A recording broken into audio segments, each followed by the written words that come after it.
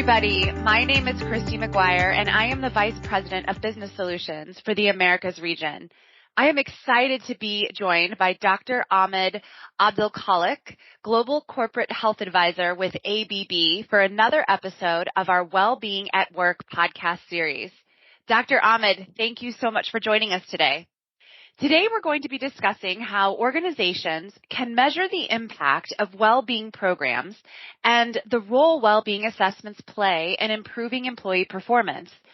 Well-being assessments are becoming an increasingly popular and important topic of interest for employees and organizations. For individuals, well-being assessments can be a valuable tool for personal growth.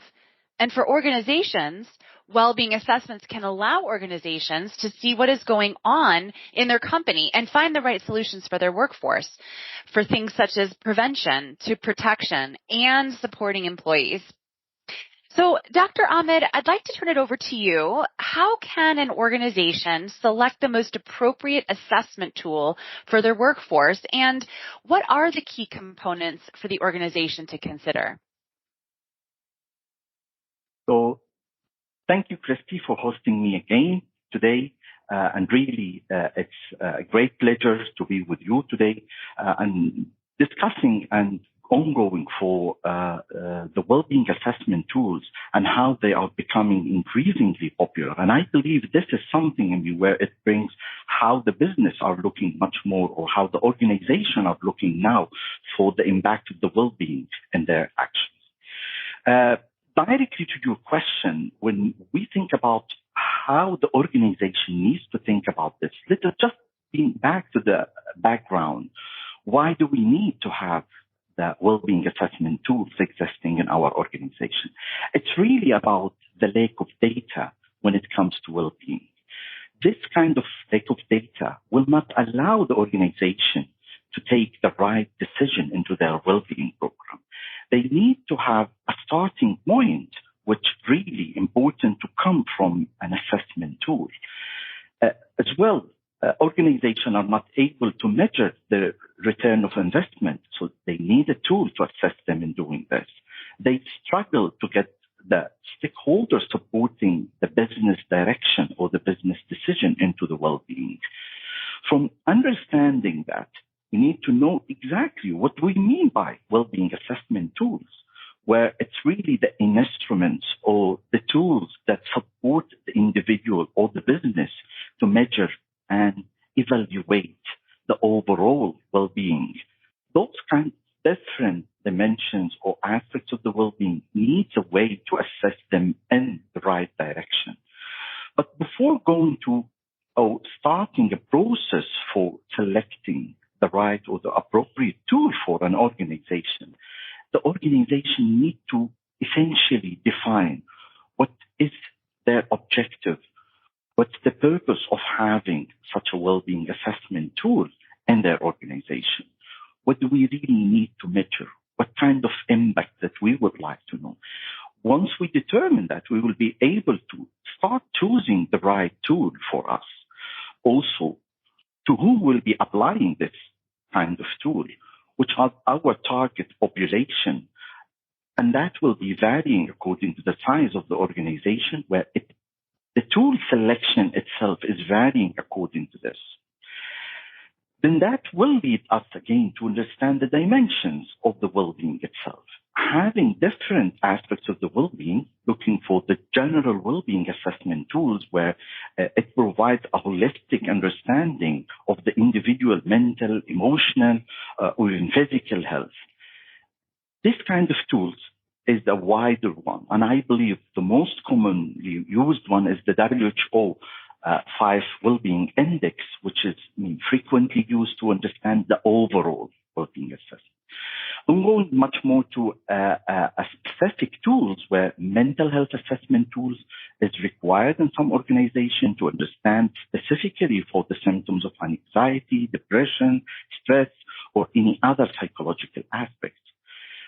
Also going to other aspects of the well-being where emotional intelligence assessment tools are there, which is specifically used to measure or recognizing, understanding what kind of emotional changes or management of my own emotional changes. It's not personally for the person, but as well for the whole society of the organization. Other assessment tool, like the social well-being assessment tool, where it focuses mainly on the social relationship, how the support system is working in an organization, what kind of satisfaction, social interaction within the organization. Another aspect of measuring the well-being is the physical well-being assessment, where this kind of assessment tools are there to evaluate individual physical health, the lifestyle, how the self-perceived health status is there for each individual. There is other aspect where, well, it goes for the workplace well-being assessment, which is much more toward how we are assessing employees' well-being, how is the job satisfaction within the organization, what kind of factors impacting the work-related stress, and how they are really connected to the context of the work. For any organization, now we know different types of assessment tools for the well-being. It should start from conducting the research for the available well-being assessment tools in the market, and they should look for the reputable vendors, understanding that from reading the reviews coming from other users for this kind of tools, understanding that specific features and functionalities of each measurement tool, and looking usually for the science evidence base, because otherwise it will not bring the expected value. Then now we started to have different vendors available for us. We need now to reflect what we have learned about the different type of assessment tools and the purpose of the organization of having this assessment tool. Then start to focus about the validity of the assessment tool, which really gives us the indicator whether it measures what it claims to measure or not. And then the reliability of this tool, how its consistency and stability of bringing results over time. So looking for the validity, the reliability of the tool, the sensitivity of the tool, where it's able really to detect the minor changes that's happening in the well-being index over the time. Because some of the tools are really available to measure this, but they are not able to provide such a sensitivity. Also, another consideration, which is the accessibility of the tool. And what we mean by the accessibility is being easily accessed by our employees, having a friendly interface where it's easily can be interpreted, and having different way of the interfaces that allows employees to use it in a simple manner. Also, this tool should be culturally sensitive if it will be used in a wider organization or in a global context where the linguistic factor should be there, understanding the way to ask the question in different cultures.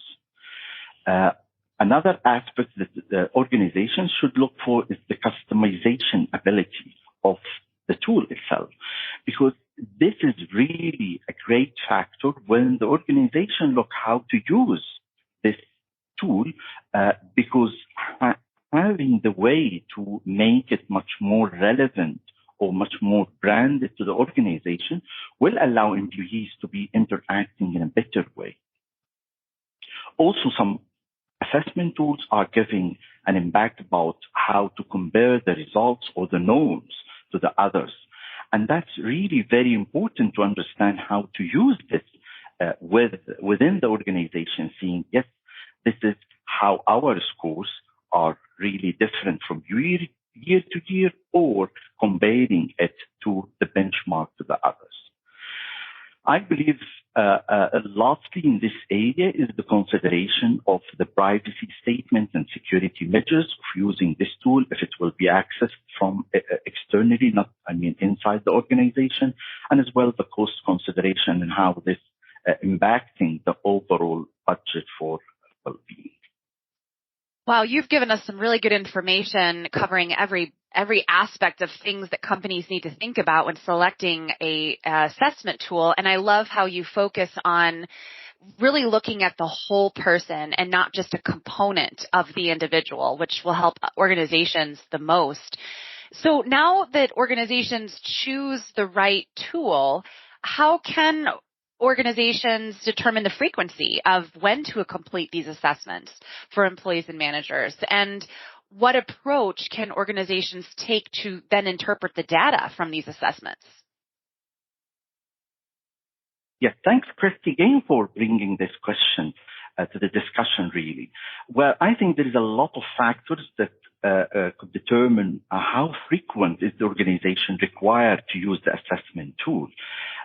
Starting from, firstly, the organizational culture and priorities, how they address well-being within their own agenda and their own objectives. If the organization are looking for well-being as a core value, they might be required to have frequent measurement, because this is one of the major areas where we are focusing as an organization. And this will allow the organization to monitor and address any kind of employee needs on a timely manner. Other aspect or factor that contribute to how we are making it frequent, or the frequency of using the assessment tools, is the nature of the work or the industry that the organization is running. Some of the organizations are working on some roles where really there is a potential health risk and well-being risks that might require much more attention to have more frequent way of assessing the well-being. And that means really important, because sometimes this is just a conditional way where there's a lot of changes happening in the organization, and we need to measure the impact of this and how significantly it affects the work demands. Also, another factor that should be considered in this area is the results of the previous assessments. And that's something really crucial, because it highlights any significant areas or concerns where our individuals or employees, in the organization have been introducing. And that might be bringing an area where we need to have a targeted intervention or a specific assessment tool that goes according to the previous results, and as well how frequent it will be required.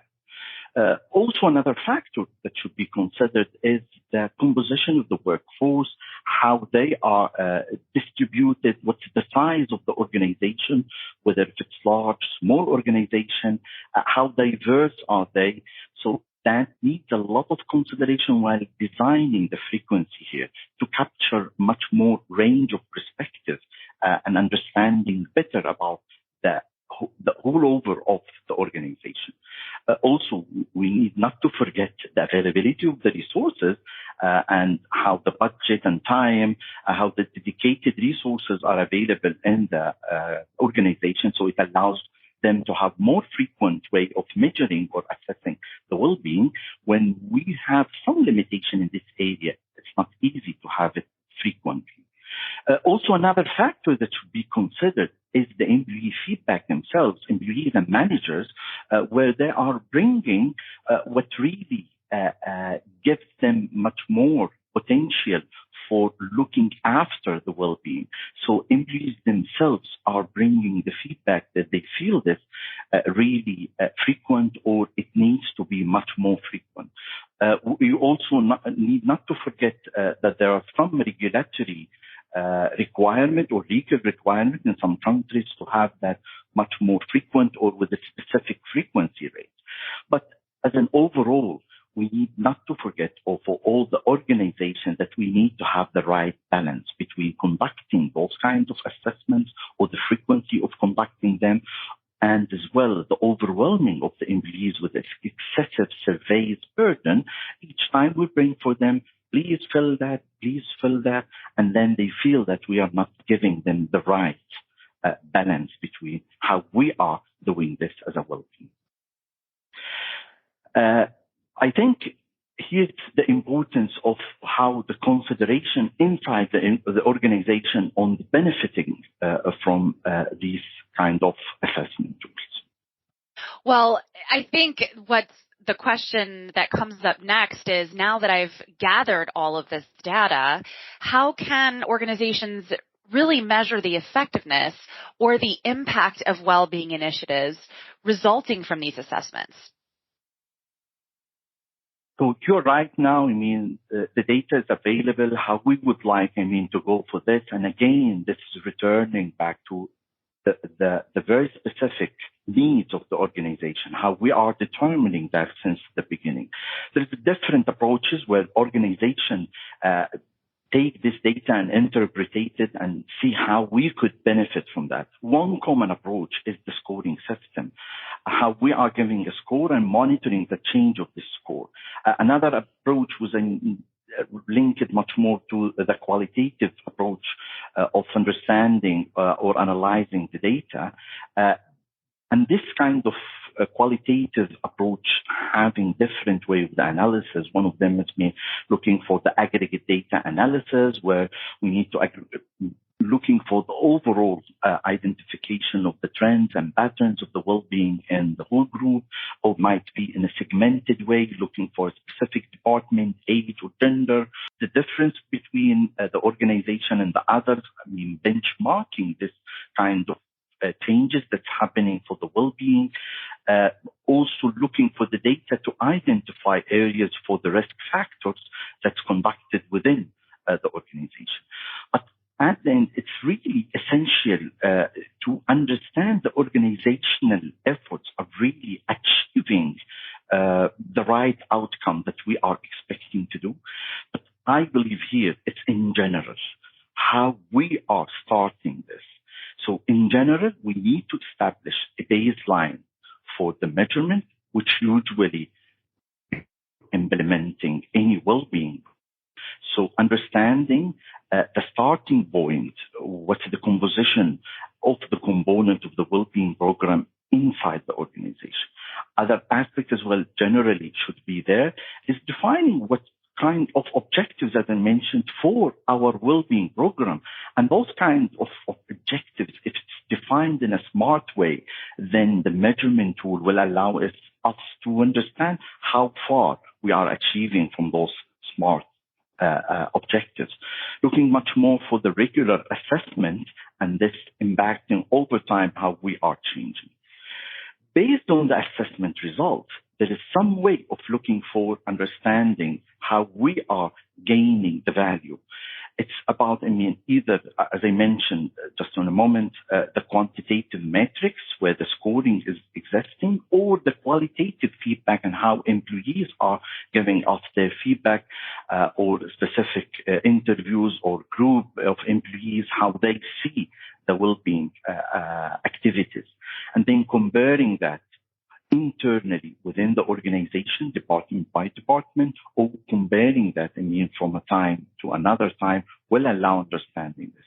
Another aspect of how we are focusing on understanding the efficiency of the programs is the cost-benefit analysis, where we could, having an understanding about the cost of implementing a well-being initiatives against what we have perceived as an organizational benefit. Also, one of the aspects is the participation rate. How many employees are engaged in the activities of our well-being programs? In general, looking much more to the longer term or the sustainable impact of the well-being program, looking for how the employee retention changes, the absenteeism rate, the productivity, or the overall job satisfaction that's ongoing in the organization. I think today, now more than ever, we're hearing so much around leadership playing a huge role in supporting employees and really impacting company culture. In your opinion, what role does leadership play in fostering a culture of well-being within an organization? And then how would you involve leaders in the well-being assessment process? So I think leaders everywhere having a great responsibility in progressing whatever we need to progress in any organization. So their critical role usually comes from how they lead by example, how they setting the right example in front of their employees or their followers in this area, on modifying their own health behavior, how they getting the enough sleep, eating healthy diet, exercising regularly. If they are doing that in the way that influence employees, then they will be having the impact. They should usually have bringing their own struggles with well-being on the table and discussing them freely with their employees. That's how they will be setting the right tone in the organization. Also, leaders are responsible to create the right environment where employees are feeling supported and valued. And that kind of the right environment should usually come with the open feedback and the willingness to change ourselves and the willingness to change the whole work environment by means or another. Also, leaders have another area where they should play a good role in supporting employees with the right resources, like giving them the right access to employee assistance program, as well encouraging employees to take care of themselves. This kind of encouragement should usually be in a practical way, how you're taking your breaks in the day, how I'm respecting as a leader the employees' breaks, how I'm respecting the work-life balance, how to support them having the right eating habit, for example, in the workplace. But as we are bringing that in relation to the well-being assessment process, manager has another crucial role in this area, where they should communicate with their employees about the importance of the well-being program and how this kind of assessment tools are supporting the organization to understand employees' needs and then addressing the right program to them. Also, leaders should encourage employees to participate on those kind of assessments by means or another, and then they should provide them with the feedback. While we are discussing the role of leaders in this area for the well-being and the well-being assessment tools, we need not to forget that as well the organization, while selecting the appropriate well-being assessment tools, they should consider how it's easy for the leaders to participate, or we should find a way to make it much more easier to the management to take this kind of surveillance, because at that moment they will be able to encourage more employees to participate. Also, leaders should be trained on how to extract their own area of responsibility reports and how to interpret those kinds of reports, where how to exchange the data or building up the conversation with their subordinates in this area. Also, they need to be encouraged as a managers how to celebrate the success with their employees if there is some areas of improvement in their well-being at that specific area of responsibility of one manager.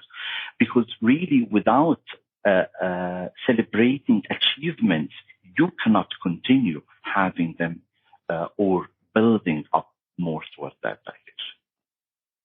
Everything you have mentioned here is so incredibly important for organizations to gather the right kind of data on a frequent basis in order to understand how they can mitigate pain points or look at implementing certain programs to target those specific situations that the data does show. One of the ways to do that is by implementing a well-being program. Well-being programs have tremendous impact on helping organizations target certain pain points as a result of the data that they see. I think the question is, though, organizations want to understand the ROI on well-being programs. And as we all know, ROI is a very useful metric to communicate financial returns to investors, but it does not provide insight into the broader impact of the investment when you look at it from a global perspective. Dr. Ahmed, how does the value on investment help organizations communicate the impact of their investments to stakeholders? Yes, a fantastic point, really, when we look for what we call the value and investment, and how the organization now started to use that much more frequent.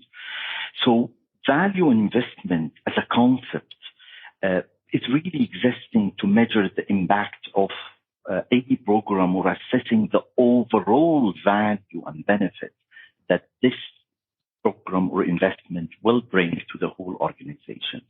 While that for return on investment is usually solely focused on the financial returns. So the value of investments having, as you just mentioned, a broader approach for both the tangible and the intangible benefits. And the intangible benefits are really much more important because it gives us much more information away from the financial measures. It really contributes to bring how the organization is successful in this area. So it's here about the holistic measurements, much more wider than the financial impacts.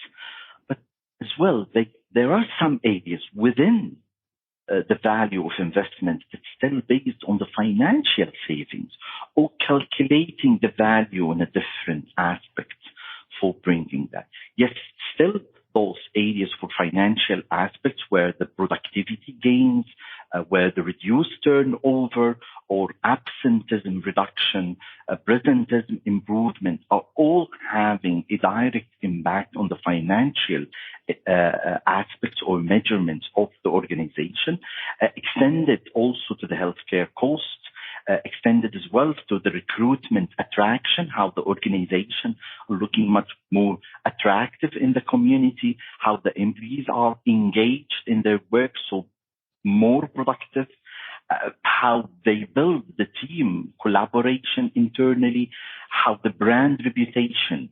So most of these elements that I just stated are having different aspects, whether from a financial or direct financial impact and other value that brings to the whole organization.